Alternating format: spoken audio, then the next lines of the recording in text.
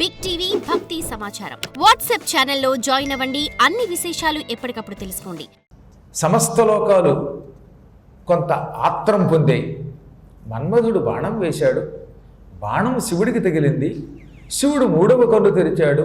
మన్మధుడిని భస్మం చేశాడు. అదృశ్యం అయిపోయాడు. పార్వతి ఇంటికి వెళ్ళిపోయింది. ఇప్పుడు ఈ మన్మథ బాణం పనిచేస్తుందా లేదా? శివుడు అమ్మని పెళ్లి చేసుకుంటాడా లేదా? లోకాలు ఏమవుతాయి అని దేవతలు ఋషులు ఆత్రంగా ఎదురు చూశారట. ఆ సమయంలో పార్వతీదేవి ఇంటికి వెళ్ళిపోయిందని చెప్పాడు కదా. పార్వతీదేవి గృహానికి వెళ్ళిపోయింది. దుఃఖం పొందడం మొదలుపెట్టింది.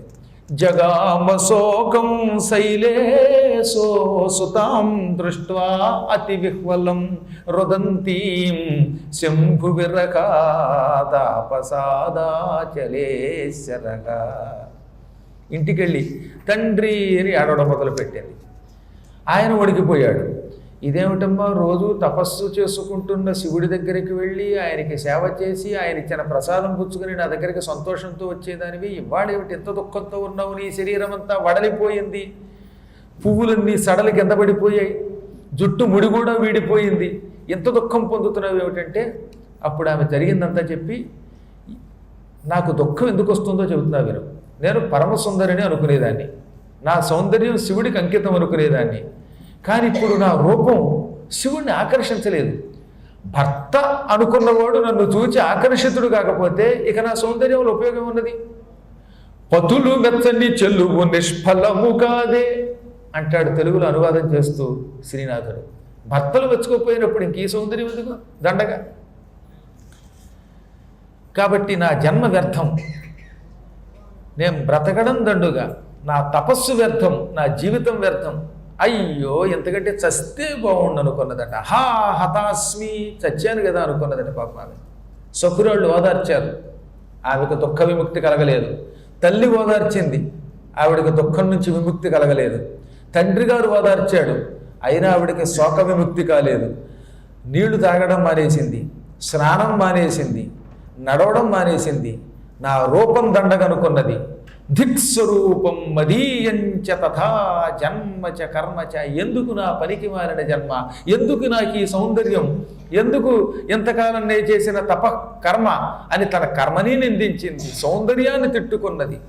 ఈ విధంగా దుఃఖం పొందింది.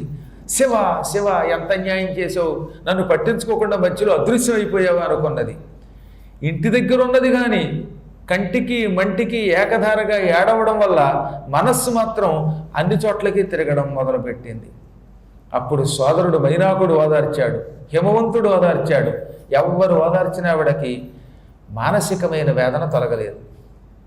ఆ సమయంలో నారద మహర్షి ఇంద్రాది దేవతల ప్రార్థన మీద పార్వతీదేవి దగ్గరకు వచ్చాడు. హిమవంతుడు నారదుని చూడగానే కొంత ధైర్యం తెచ్చుకుని, మహర్షి వచ్చావా, కూర్చో అని కూర్చోబెట్టి కుశల ప్రశ్నలు వేశాడు.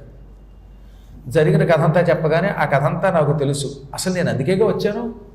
ఎక్కడ ఎవరు శోకంతో ఉంటే అక్కడికి వచ్చి ఆ శోకాన్ని తొలగించి వాళ్ళని అశోకులను చేసి విశోకులను చేసి అనుగ్రహించడం నా కర్తవ్యం అని పార్వతీదేవి దగ్గరికి పిలిచాడు. పార్వతీదేవి వినయంగా ఆయనకు నమస్కరించింది. ఇప్పుడు ప్రస్తుతం గురువు గారు కదా, ఆవిడ జగదంబైనా హిమవంతుని కూతురు, ఆయన గురుస్థానంలో ఉన్నాడు, అందుకే నమస్కరించింది. అప్పుడు ఆయన, అమ్మ నేను చెప్పే మాట నువ్వు శ్రద్ధగా వింటాను అంటే చెబుతాను. ఆదరణతో గురువుగారిని నమ్ముతావా లేదా అంటే, నిన్ను నమ్మకపోతే ఎవరు నమ్ముతాను స్వామి అంది. అయితే చెబుతున్నా విను. నీకు ఈ కష్టానికి మూల కారణం శివుని యొక్క వ్యతిరేకతకి గురవడానికి మూల కారణం, శివానుగ్రహం పొందలేకపోవడానికి గల కారణం, శివుడు నీకు భర్త అవ్వలేకపోవడానికి గల కారణం నీలో కొంత గర్వం. నువ్వు అమ్మవారివైనా ఉన్న విషయం చెప్పేస్తున్నాను. గర్భవత్యా యదధ్వంసీత్ దేనానుగ్రహకారక. నువ్వు ఈ జన్మెత్తాక కొండ కూతురు కదా, శైలమునకు పుట్టడం వల్ల శైలజ అని పేరు. అందువల్ల నీ గుండెల్లో కొంచెం అహంకారం, బండతనం పెరిగింది. ఈ బండతనం వల్ల నీళ్ళు ఏమనుకున్నావు, నా అందంతో పడగొట్టలేనా, ఆకర్షించలేనా అని ఒక్క క్షణకాలం అనుకున్నావు. అది కూడా నీ లీలే అనుకో. లీల కోసమైనా నువ్వు అహంకరించావు. తపస్సు చేసావా శివుడి కోసం? చేయలేదు. శివుణ్ణి సేవతో మెప్పిస్తాననుకున్నావా? అనుకోలేదు. నా సౌందర్యం మాత్రం ఆకర్షించదా అనుకున్నావు. పైగా శివుడితో వాదిస్తూ అందగత్యం చూస్తేనే మూర్చిపోయేవాడు, నువ్వేం తపస్సు చేస్తావు అన్నావు. దానితోటి నీ పూజ నీ సహనం అన్నీ ధ్వంసం అయ్యాయి. గర్వం సర్వాన్ని గర్వం చేస్తుంది. కాబట్టి నువ్వు గర్వం విడిచిపెట్టి ఇప్పుడు భక్తితో శివుణ్ణి ఉపాసించు. మహేశ్వర ప్రభుడు మన్మధుణ్ణి దహించాడు, నిన్ను పట్టించుకోకుండా వెళ్ళిపోయాడు. అంటే అంతరార్థం ఏమిటి? ఈ సౌందర్యాలకి నేను లొంగను అని చెబుతున్నాడు ఆయన. కామమునకు లొంగను, కాముణ్ణే భస్మం చేశానని చెబుతున్నాడు ఆయన. ఇప్పుడు నువ్వేం చేయాలి? నువ్వు సౌందర్యానికి లొంగకపోయినా తపస్సుకు లొంగుతావు అనిపించాలి. తపస్సుతో ఆయన ఆకట్టుకోవాలి. చిరకాలం మహాతపస్సు చేసి ఈశ్వరుని ఆరాధించు. మంత్రోపదేశం నేను చేస్తాను. తపస సంస్కృతం రుద్ర సద్విధీయం కరిష్యతి. తపస్సుతో ఆయన్ని మెప్పిస్తే ఆయన మళ్ళీ మనస్సు మార్చుకొని తిరిగి నీ దగ్గరకు వస్తాడు. శివుడి దగ్గరికి కాదు మనం వెళ్ళడం, శివుడిని మన దగ్గరికి రప్పించుకోవడమే గొప్ప. శివుడి దగ్గరికి వెతుక్కుంటూ కైలాసంలో ఉన్నావా, సంపత్ నగర్లో ఉన్నావా అంటే దొరకడు ఆయన. ఏ నగర్లోనూ దొరకడు. కానీ ఆయన్ని దొరకపుచ్చుకోవాలంటే మనం ఉన్న చోటికి రప్పించుకోవాలి. రప్పించుకోవాలంటే మానసికమైన దృఢమైన భక్తితో ఆరాధించాలి. భక్తికి చిక్కినట్లుగా ఆయన దేనికి చిక్కడు. భక్తితో నిష్ఠతో తపస్సు చేసి ఆయన్ని నీ దగ్గరికి రప్పించుకో. ఆయన్ని గెలు. నువ్వెప్పుడూ శివుణ్ణి విడిచిపెట్టి ఉండవు. అసలు మీ ఇద్దరు వాక్కు అర్థంలా కలిసే ఉంటారు. మీ ఇద్దరిని విడిగా ఎవరూ చూడలేరు. ప్రస్తుతం మాత్రం ఏమి లేలో నాకు అర్థం కాదు. శివలీల శివుడికి, శివాలయాల శివకి తెలియాలి. మీ లీలల మధ్యలో మేము నలుగుతున్నాం. మీరు ఎప్పుడు ఏకమవుతారా అని మేము చూస్తున్నాం. నీకు చేతులు ఎత్తి దండం పెడతాను, కానీ శివమంత్రం నీకు ఇస్తాను. నమశివాయ అనే పంచాక్షరి మంత్రం ఆ జపం చేసి శివుణ్ణి రప్పించి మెప్పించి ఆయనకి వెళ్ళాలివై మమ్మల్ని ముప్పులోంచి తప్పించి రక్షించు.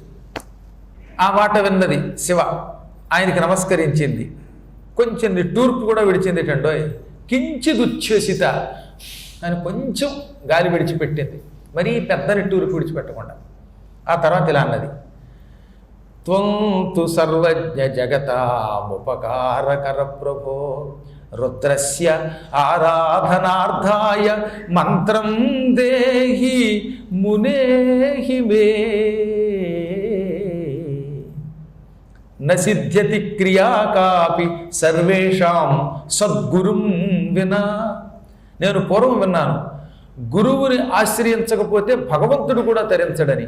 గురువు ఇవ్వకపోతే మంత్రాన్ని జపం చేస్తే సిద్ధి కాదని విన్నాను. వేదములు అలాగే చెప్పాయి. సనాతనమైన వేదం గురువు వల్లే తరిస్తామని చెప్పింది. సద్గురువు లేని ఏ పుణ్యకర్మము సిద్ధించదట. అందువల్లే నా అదృష్టవశాత్తు సద్గురువు అయ్యి నువ్వు వచ్చావు. నువ్వు నాకు రుద్రారాధన విధి చెప్పు, మంత్రాన్ని ఉపదేశించు. గురూపదిష్ట మార్గంలో నేను రుద్రుణ్ణి ఆరాధిస్తాను. గురుడు చెబితే హరుడు వశమవుతాడు. హరుడు కింకరుడు కావాలంటే గురువు ఉండాలని విన్నాను అనగానే ఆయన ఏం చేశాడు? పంచాక్షరం శంభు మంత్రం విధిపూర్వం ఉపాదిశ. పంచాక్షరి మంత్రాన్ని శాస్త్రోక్తంగా చేయమని చెప్పాడు. ప్రణవముతో కూడిన పంచాక్షరిని ఉపదేశించాడు. ఈ శివ పంచాక్షరి విడిచిపెట్టకుండా చెయ్యి. శృణుదేవి విను, ప్రతిరోజు నువ్వేం చేయాలో చెబుతాను. అది నేను చెప్పినట్టు చేసావా, శంకరుడు ప్రసన్నుడవుతాడు. నేను నీకు ఇచ్చిన పరమ పంచాక్షరీ మంత్రం చాలా గొప్పది, అద్భుతమైనది. ఈ పంచాక్షరీ మంత్రమునకు శివుడు కింకరుడవుతాడు, వశంకరుడవుతాడు. నీ పాల మురోల నిలబడి నీకు నమస్కరిస్తాడు. శంకరునికి అత్యంత ప్రీతిపాత్రమైనది ఈ మంత్రం. మంత్ర రాజమని పిలువబడుతుంది. భుక్తి ముక్తి భక్తి అన్నీ ఇస్తుంది. నువ్వు రోజు ఉదయం పూట శివుడింతో పూర్వం తపస్సు చేసిన ప్రాంతానికి వెళ్ళి అక్కడే తపస్సు చేసి ఈ జపం చెయ్యి. శివుడు గౌరీకొండం అనే పేరుతో ఉందని చెప్పారుగా, ఇప్పటికి కూడా కొండం ఉంది. కాకపోతే కొండల్లో పూర్వం ఉష్ణజలం ఉండేది. ఇప్పుడు మొన్న వరదలకి అది కొంత కొట్టుకుపోయిందని విన్నాం. మన అదృష్టం బాగుంటే నేను వెళ్ళేసరికి వెళ్ళే కొండం యథాప్రకారంగా తయారవ్వచ్చు. అదే గౌరీకొండం అని పిలువబడే ఆ స్థలం చాలా గొప్పదండి. గౌరీదేవి తపస్సు చేసిన స్థలం. అక్కడ ఆలయం మాత్రం చెక్కు చెదరలేదు. భగవంతుడు అంతవరదల్లో కూడా కేదార ఈశ్వరుడి యొక్క ఆలయం దెబ్బతినలేదు. గౌరీ తపస్సు చేసిన స్థలం మాత్రం గుర్తించడానికి వీలుగా అట్టే పెట్టాడు ఆయన.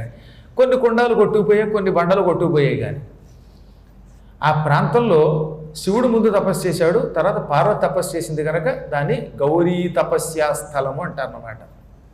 అక్కడ గౌరిని కూర్చోమన్నాడు. శివుడు ఎక్కడ కూర్చున్నాడో అక్కడే కూర్చో. రోజు ప్రొద్దుటే లేచి మందాకినిలో స్నానం చెయ్యి.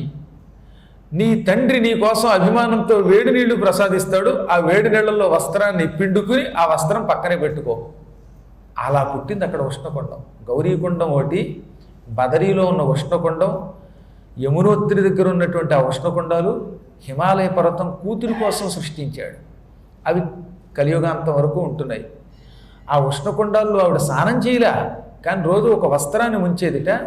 ఆ వేడి వస్త్రం పిండి దాంతో ముఖం తుడుచుకునేదిట. తుడుచుకుంటే అప్పుడు మంత్రజపానికి కావలసిన శక్తి మళ్ళీ వస్తుంది. ఆ వేడి నీళ్ళకి ఆ శక్తి ఉందన్నమాట. ఆ ప్రాంతానికి ఆ శక్తి ఉంది, ఆ ప్రాంతంలో పుట్టిన నీటికి ఆ శక్తి ఉంది. ఆ నీటిలో ముంచిన వస్త్రం ముఖానికి తుడుచుకుంటే ఒక్కసారి నమశివాయ అంటే కొన్ని వేల పర్యాయములు జపించినటువంటి సిద్ధి కలుగుతుందన్నమాట. అందుకని నువ్వు అక్కడే కూర్చుని స్నానానంతరం ఆ ఉష్ణజలంలో వస్త్రం ఉంచి దానితో ముఖం తుడుచుకుని ఒళ్ళంతా విభూతి పూసుకో. విభూతి పూసుకోకుండా స్త్రీ అయినా పురుషుడైనా నపుంసకుడైనా పంచాక్షరీ జపం చేయకూడదు. అలా జపం చేస్తే అది వ్యర్థమైపోతుంది. For more videos like this, subscribe Big TV channel.